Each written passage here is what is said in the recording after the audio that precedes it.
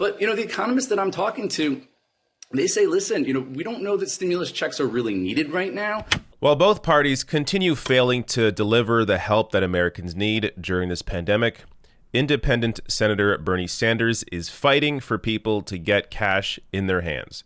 So before I get to the clips that I want to show you, especially the second clip, you are going to laugh out loud at how insane the second clip is. I'll get to that in a bit. But first, to my surprise, mainstream media, at least some in the mainstream press, are acknowledging Bernie's fight. So this is a Politico headline, believe it or not.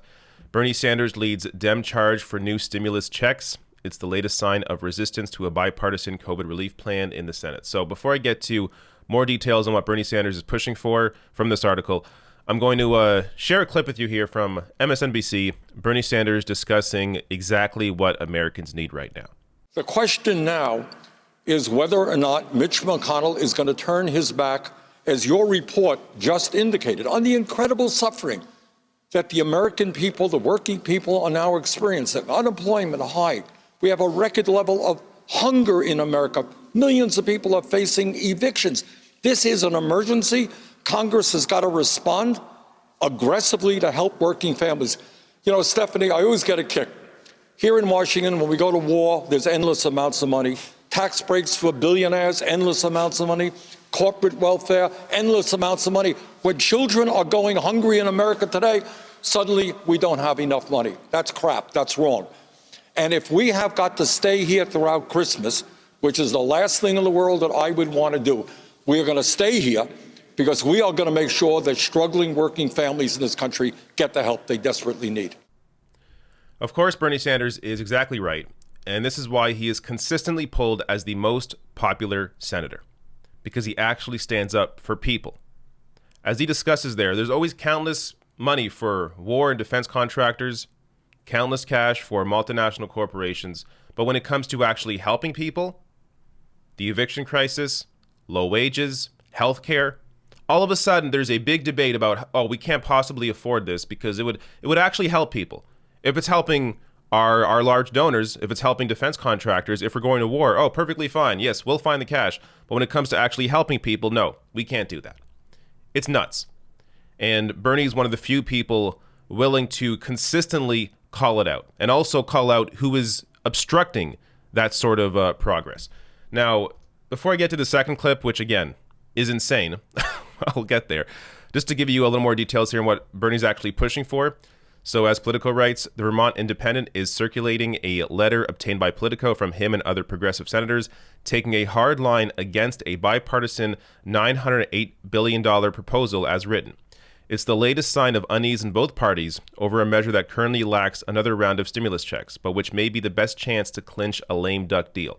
Now, before I even go on, as I discuss all the time, framing in the media, the best chance to clinch a lame duck deal. Who cares about clinching a deal?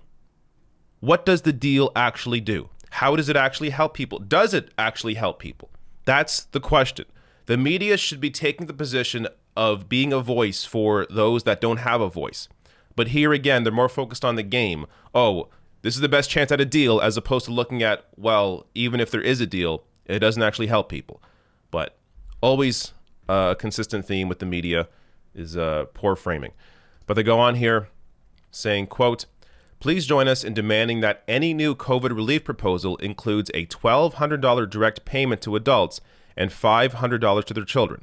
Further, please work with us to make certain that there is no language in this bill to give a liability shield to corporations who threaten the health and safety of workers and customers," Sanders and his colleagues wrote to fellow Senate Democrats. Now, just the last part here. It is insane that this is a priority right now in Congress to ensure that corporations are protected in case any of their customers or workers get COVID because of the corporation's inability to actually put any protections in place to ensure that their customers and employees are as safe as possible. So before even putting a stimulus check in the bill, they are more focused on protecting corporations, again, showing you where their interests are. Now, this money is honestly not enough. It's something, but again, I've discussed this in the past. You look at other countries around the world, even Canada, which really didn't do all that great compared to some European nations. But Canada, $2,000 a month, what's called the CERB. If you lost your job or were impacted by COVID-19 in any way, you could apply for the CERB, get $2,000 a month. That's now been folded into unemployment insurance. But a one-time check of $1,200, it's something, but still doesn't go far enough. Now, let me show you the insanity. This is a clip from CNN posted here by Case Study QB. Always does a great job at finding these hidden gems. Let me just play this for you, and you are going to laugh at the insanity. I want to ask you about Bernie Sanders and other progressives that are not happy with this stimulus package because it does not include stimulus checks. The same actually goes for Republican Josh Hawley of Missouri. But would that idea have enough impact on the economy that it would lead to ultimately spiking this bill altogether, do you think? Well, I think the criticism is right in the sense that this $908 billion package is not enough to get the economy through the whole pandemic. And what's interesting is, as you mentioned, it's not just from the left. We heard Senator Josh Hawley say that he told President Trump that he thinks Trump should veto the whole thing if stimulus checks are not included.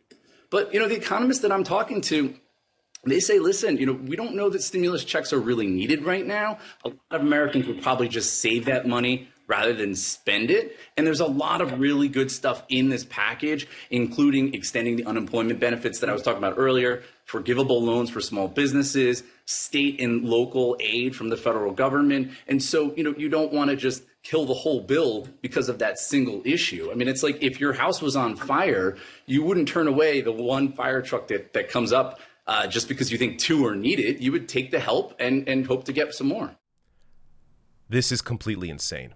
This shows you how disconnected the media is from the average individual. The idea that Americans wouldn't spend these stimulus checks, a one-time check, that what, Americans are doing great right now? Yes. Record high employment, record high wages. What world are these people living in? There's an eviction crisis going on. People lost their healthcare, people lost their job. And even if they're working, they're not making enough in that job to actually afford to live. That's America before the pandemic. And now you add a pandemic on top of that. How are people possibly getting by? Yet no, they would just save the money. And the idea, the analogy he uses with the fire truck, it's more like if you brought a bucket of water to a building on fire. You would laugh at that person, at how insane that is. Yeah, you can throw the bucket of water on the apartment building that's on fire, but it's not going to do anything. You actually need real help to put the fire out. Man, the media is just so disconnected from reality. When it comes to any sort of political commentary, like, look, I've discussed, they can do a great job when it comes to reporting on just basic news. But when it comes to political commentary, they're completely insane. They are disconnected from the average person and have absolutely no idea what is going on.